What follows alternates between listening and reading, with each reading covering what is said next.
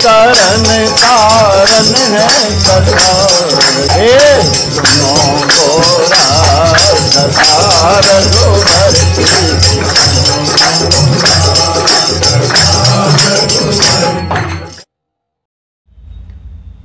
श्री भक्तमाल जी की रचना श्री नाभादास जी ने की थी। संतों ने श्री नाभा जी को ब्रह्मा जी का अवतार बताया है। जब ब्रज में ब्रह्मा जी ने ग्वाल बालों, गौओं और बछड़ों का अपहरण कर लिया था, भगवान श्री कृष्ण ने अपनी योग माया से वैसे ही ग्वाल बाल और बछड़ों की सृष्टि कर ली थी। बाद में ब्रह्मा जी ने अपनी अपराध स्वीकार किया और भगवान से क्षमा मांगी। तब भगवान ने इनको इतना ही दंड दिया कि तुम कलयुग में नेत्रहीन होकर जन्म ग्रहण करोगे, किंतु तुम्हारी यह अंधापन 5 वर्ष तक ही रहेगा। बाद में महात्माओं की कृपा से तुम्हें दिव्य दृष्टि प्राप्त होगी। अब ब्रह्मा जी ही नाभादास नाम से अंधे बालक बने थे। श्री नाभादास जी का जन्म प्रसिद्ध हनुमान वंश में हुआ। ये जन्म से ही नेत्रहीन थे। जब इनकी आयु 5 वर्ष की थी कि उसी समय भयंकर अकाल पड़ा। अकाल से दुखी माता इन्हें जंगल में छोड़ गई। संयोग से 2 सिद्ध संत उस जंगल से गुजर रहे थे जहाँ पर ये नाभादास जी को छोड़कर गई थी उनकी माता।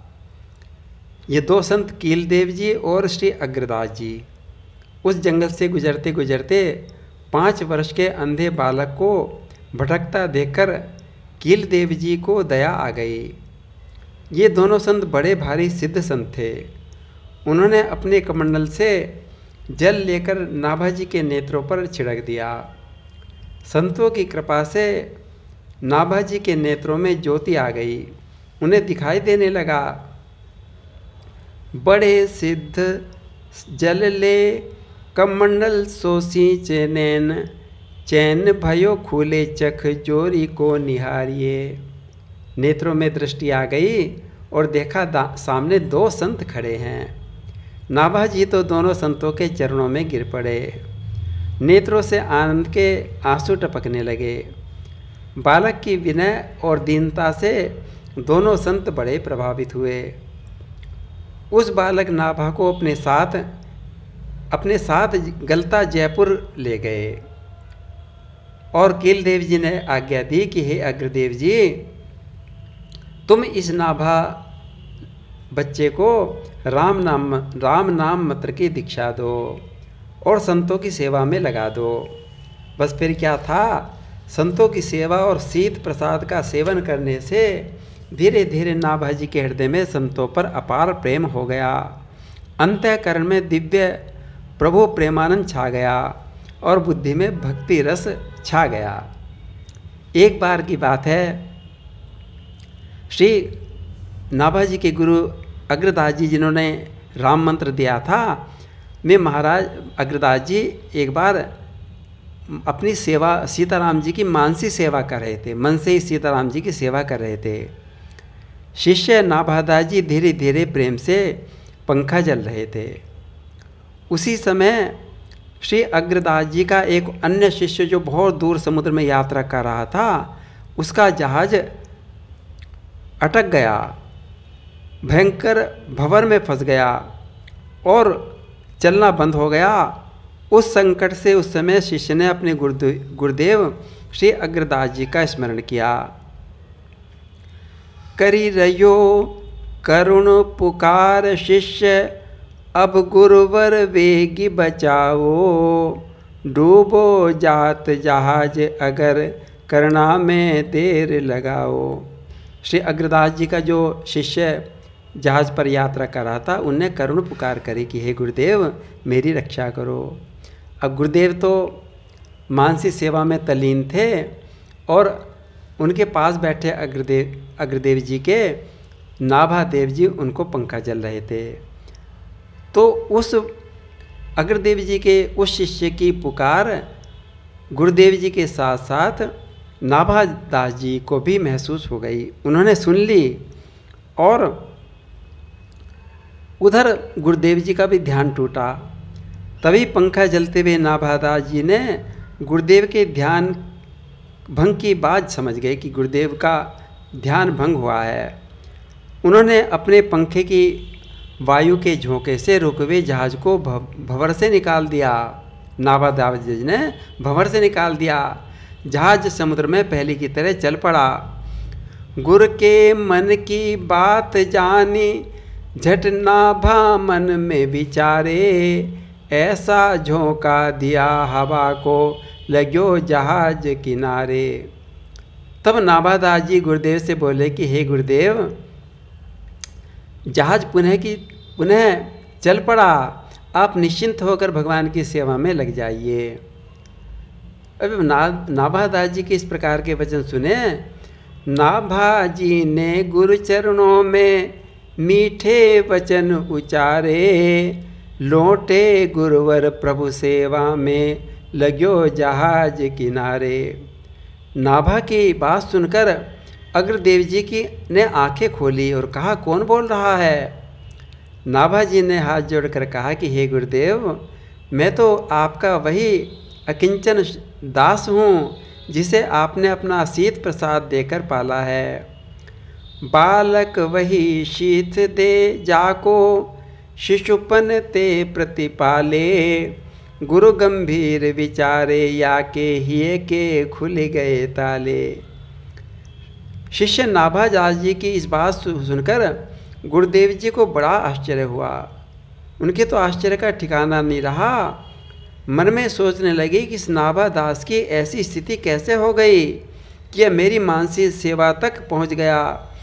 इसने यहीं बैठे बैठे कहीं दूर समुद्र में होने वाली घटना को भी प्रत्यक्ष देख लिया और यहीं से जहाज की रक्षा भी कर ली। और मैं जान गई कि ये सब संतों की सेवा और उनके झूठे प्रसाद खाने की महिमा है।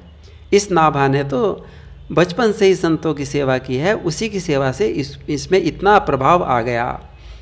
इसी से इस नाभादास को दिव्य दृष्टि और सामर्थ्य प्राप्त हुई।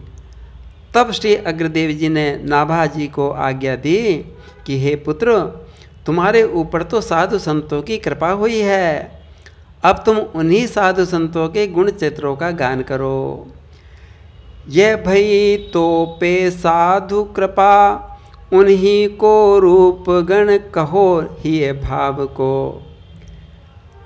श्री गुरु अग्रदेव आज्ञा दे, हरि भगतों को यश गाव, भवसागर के तरण को नाहिन और उपाव।